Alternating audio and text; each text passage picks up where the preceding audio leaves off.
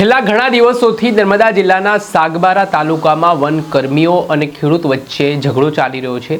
સાંસદ મનસુખ વસાવાએ ખુદ આ ઝઘડામાં દરમિયાનગીરી કરી છે અને આદિવાસી સમાજના ખેડૂતોને જે હેરાનગતિ થઈ રહી છે તે મામલે અવાજ ઉઠાવ્યો છે।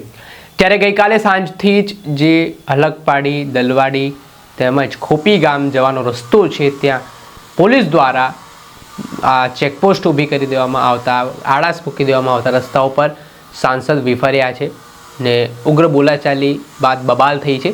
શું મામલો છે વિગતે વાત કરીએ। વૈષ્ણવજન તો તેને કહીએ જે પીડ પરાઈ જાનાને રે। દર્શક મિત્રો, નવજીવન ન્યૂઝમાં આપનું સ્વાગત છે। હું છું ફૈઝાન। સાંસદ મનસુખ વસાવા આ દિવસોમાં ખૂબ ચર્ચામાં જોવા મળી રહ્યા છે। જે રીતે આદિવાસી ખેડૂતોના મુદ્દે હવે તેઓ લડી લેવાના મૂડમાં દેખાયા છે। સાગબારા તાલુકાના ખોપી ગામ, હલકપાડી ગામ સહિતના જે વિસ્તારો છે ત્યાં વર્ષોથી આદિવાસી સમાજના ખેડૂતો જમીન ખેડતા હતા, પરંતુ વન વિભાગના અધિકારીઓ દ્વારા તેમને જમીન ખેડવતા અટકાવવામાં આવ્યા। આને લઈને છેલ્લા થોડાક સમયથી ઘણો વિવાદ ચાલી રહ્યો છે। આને લઈને થોડા દિવસ પહેલા ભાજપના મહિલા નેતા લીલાબેન વસાવાએ પણ રાજીનામું પાર્ટીમાંથી આપી દીધું હતું અને ખેડૂતોની લડાઈ વેગવંતી બનાવી હતી।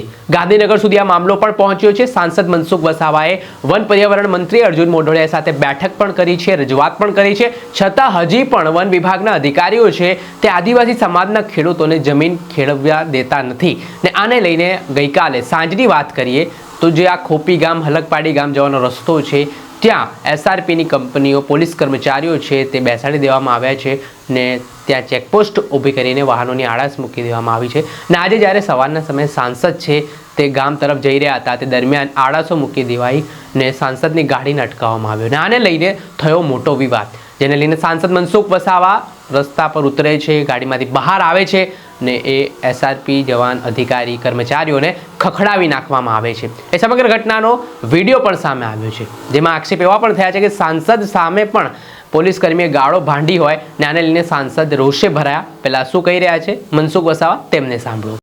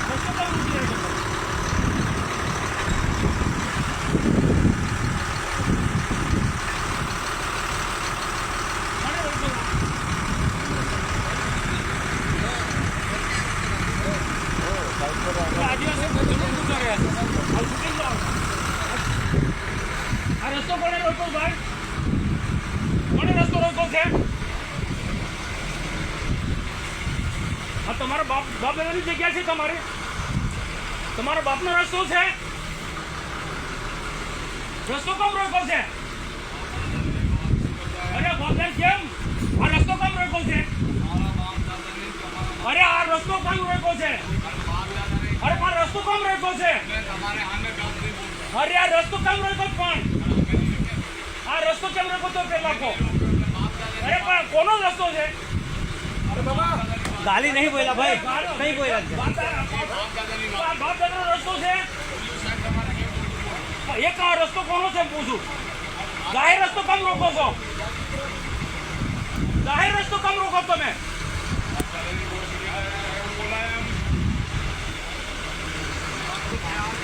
આ રસ્તો કોનો છે? મેં પૂછેલો કોનો રસ્તો સર? એવો નહીં, ગાળ કોણ બોલે તું? તું ગાળ કેમ બોલ્યો? તું ગાળ કેમ બોલ્યો હમણાં મા સામે? તમે બોલ્યા ને ગાળ બોલ્યા તમે હમણાં? अरे और मैं सामड़ू ने आपको नहीं बोला था। अरे मैं समझा, मैं मूर्ख हम नहीं समझता। मैंने ये पूछा कि रास्ता किसका, किसका बाप का रास्ता है? रोक रहे आप गाड़ी क्यों बोला वो साहेब हमारी बात એવું નહીં ગાળ બોલે છે માણસ डीजे પેલી બસ તૂટી જાય અરે બસ તૂટે તો બસ પહેલી બાજુ તો આ રસ્તો કમ આનો ઓળખો ગાળો કામ બોલે છે ગાળ દેવા માટે અહીંયા આવ્યા છે મા બેનની ગાળો બોલે છે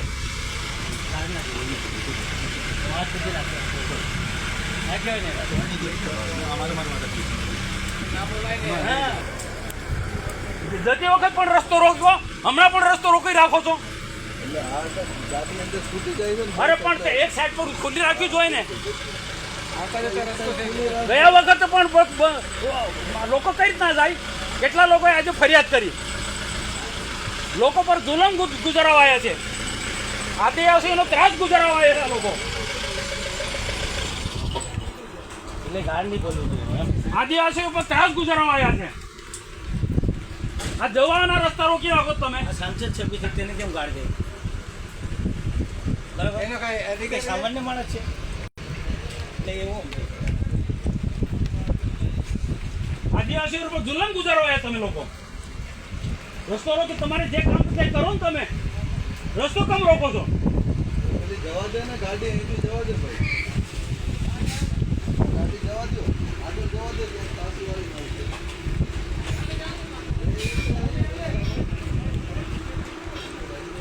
સાંસદ આવે તો થોડીક તો મર્યાદા રાખવી પડે કે એ લોકોને ખબર પડી જાય કે સાંસદની ગાડી આવે તો હટાવી દઈ જાય કે નહીં એટલે તો માન આદિવાસીઓ પર જુલમ ગુજારવાયા છે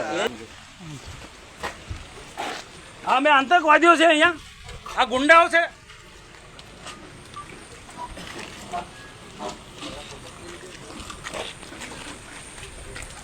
હજુ બોલાવો જેટલા બોલાય તેટલા બોલાવો તમે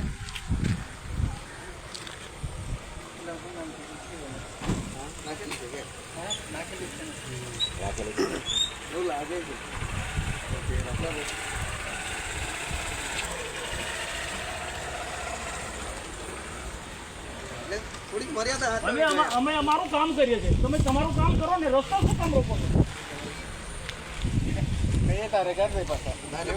એમને બી એમની ફરજ તો હોવી જોઈએ સાંસદની ગાડી આવે તો જગ્યા આપી દેવાનું